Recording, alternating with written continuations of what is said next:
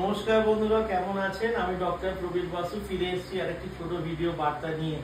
দেখুন, আপনারা যারা আমার এই ভিডিওগুলো যে কোনো প্ল্যাটফর্ম বলুন, ফেসবুক বলুন, ইউটিউব বলুন দেখছেন, তাহলে আপনারা জানেন যে আমি অনেক ছোট ছোট ব্যাপারে ধরুন পুরুষ মানুষদের বিভিন্ন রকম প্রবলেম নিয়ে, সেটা যৌন প্রবলেমও হতে পারে, বা প্রস্টেট প্রবলেম হতে পারে, বা স্টোন প্রবলেমও হতে পারে, এই নিয়ে আমি ডিসকাস করি।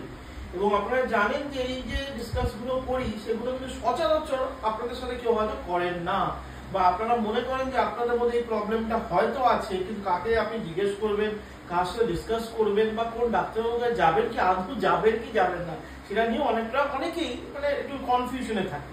তো আমার একটা আজকে যে ভিডিও যেটা বার্তা যেটা আমি দেবো আজকে আপনাদের, এটা খুব একটা একটা আনইউজুয়াল একটা সিমটম, বা আপনি বলতে পারেন প্রবলেম, বা হয়তো প্রবলেমও না, কারণ অনেকেই জানেন না এটা একটা প্রবলেম।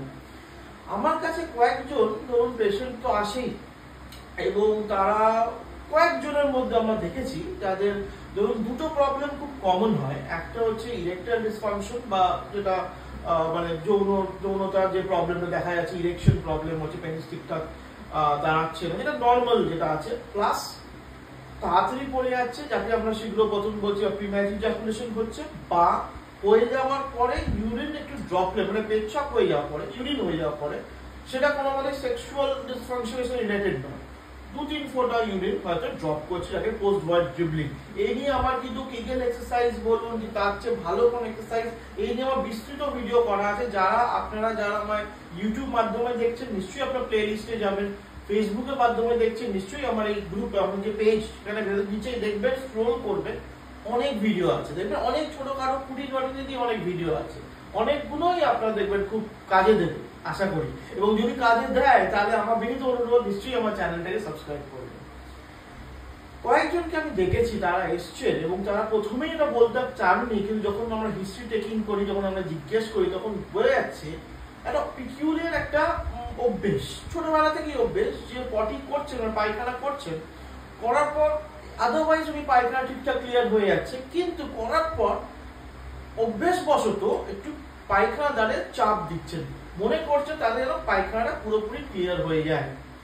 এতে কি হচ্ছে, উইথ লং টার্ম যখনই দেখবেন, যেমন কিগেল এক্সারসাইজ আমি আপনাদের শিখিয়েছিলাম, আমার ভিডিও যেটা দেখবেন, আমার দেখা আছে, সব বলা আছে অবভিয়াসলি, সেখানে বলেছিলাম সেটা কিন্তু পায়খানার দ্বার, রেকটাল স্ফিংক্টার এবং ইউরিনারি স্ফিংক্টার, এর মধ্যে কিন্তু একটা সংযোগ আছে, অলমোস্ট সেম নার্ভস দুটো স্ফিংক্টারের উপর কাজ করে। সুতরাং আমরা কেগেল এক্সারসাইজ দ্বারা কি করি, আমরা ইউরিনারি স্ফিংক্টারটাকে স্ট্রং করি, সেই জন্য আমরা রেকটাল স্ফিংক্টারকে আমরা কন্ট্রাক্ট করি আর ছাড়ি। এই ক্ষেত্রে যদি আপনি ফোর্সফুল রেকটাল একটা প্রেসার ক্রিয়েট করেন, পায়খানা হয়ে যাওয়ার পর চাপ দিয়ে লাস্ট পায়খানা বের করা, এটা তো অদ্ভুত ব্যাপার, কিন্তু অনেকের মধ্যে আমি দেখেছি এই প্রবলেমটা কিন্তু আছে। অবভিয়াসলি এটা কিন্তু কেউ ডিসকাস করে না, হয়তো আমি জিজ্ঞেস করলাম, তখন বলে হ্যাঁ ডাক্তারবাবু আমার এটা একটা হ্যাবিট আছে।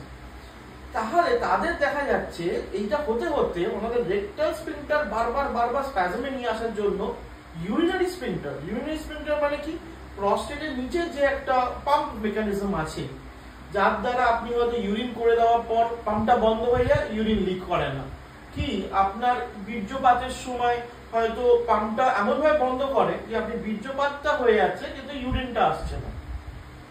যদি এই পাম্প মেকানিজমের প্রবলেম হয় বা স্ফিংক্টারিক উইকনেস হয়, তাহলে কিন্তু পেচ্ছাপ হয়ে যাওয়ার পরেও টপা পেচ্ছাপ পড়া, কি ইরেকশন হয়ে যাওয়ার সময় তাড়াতাড়ি নেমে যাওয়া, বা ঠিক সময় বীর্যপাত না হয়ে আগে বা হচ্ছেই না, যাকে রেট্রোগ্রেড ইজাকুলেশন বলে, এই প্রবলেমগুলো আসতে পারে। সুতরাং যদি এই হ্যাবিটটা আপনার থাকে, এবং এই হ্যাবিটের সাথে আমি দেখেছি অলমোস্ট অল পিপল বা সব পেশেন্টদের মধ্যে কিন্তু সিমেন রিটেনশন প্রবলেমটাও আছে। হস্তমোচনের সময় অনেকে বলেন আমার ছোটবেলাকার একটা বড় ব্যাড হ্যাবিট, হস্তমোচন করে ফেলেছিলাম ডাক্তারবাবু, কিন্তু ওই হস্তমোচনের সময় কিন্তু যতক্ষণ না উনি ইজাকুলেট করছেন, ইজাকুলেটটা ওনার ডিলে করছেন for increasing the sexual fantasy, সেটা যদি অনেকেরই কিন্তু এইটার সাথে এই প্রবলেমটা আমি দেখেছি সামহাউ এই দুটো ব্যাড হ্যাবিটটা যুক্ত। এই দুটো প্রবলেম যদি একসাথে করেন, তাহলে কিন্তু আপনার ইউরিনারি স্ফিংক্টারের উপর যথেষ্ট চাপ পড়বে, এবং তাতে এই যে প্রবলেমগুলো বললাম সেগুলো কিন্তু আসবে। যদি লং টার্ম আপনি অভ্যেস রাখতে চান, অনেক যারা 18-19 বছর কম বয়সী ছেলেদের পক্ষে আমার বিশেষ করে অনুরোধ, যদি আপনারা এইটা ফেলে রাখবেন না, এই হ্যাবিট যদি 30-35 বছর অবধি আপনি হ্যাবিটটা রেখে দেন, তাহলে দেখবেন তখন যে সব প্রবলেমগুলো হবে সেগুলো দেখবেন ওষুধ খেতে খেতেও অনেকদিন চলে যাচ্ছে, ওষুধেও হচ্ছে না, এক্সারসাইজও কি গেলেও হচ্ছে না, কিছুতেই হচ্ছে না। সুতরাং এটা খুব ইম্পর্টেন্ট একটা বার্তা আপনাকে দেওয়া। যদি আপনারা এটা আপনি করে ফেলেছেন ভুল বশতই ব্যাড হ্যাবিট থাকে, নিশ্চয়ই নেবেন না, বা এই সংক্রান্ত যদি কিছু প্রবলেম থাকে নিশ্চয়ই ডিসকাস করতে চান, নিশ্চয়ই আমরা আছি। আমার কাছে যদি আসতে চান, আমার অবভিয়াসলি আমার চেম্বারের নাম্বারটা, যে আপনি যৌথবাগের চেম্বারের নাম্বারটা আমার সবসময় ডিসক্রিপশন সেকশনে দেওয়া থাকছে। এছাড়াও যদি অনলাইন কনসালটেশন করতে চান, আমার ওই অনলাইন অ্যাপটাও দেওয়া থাকছে।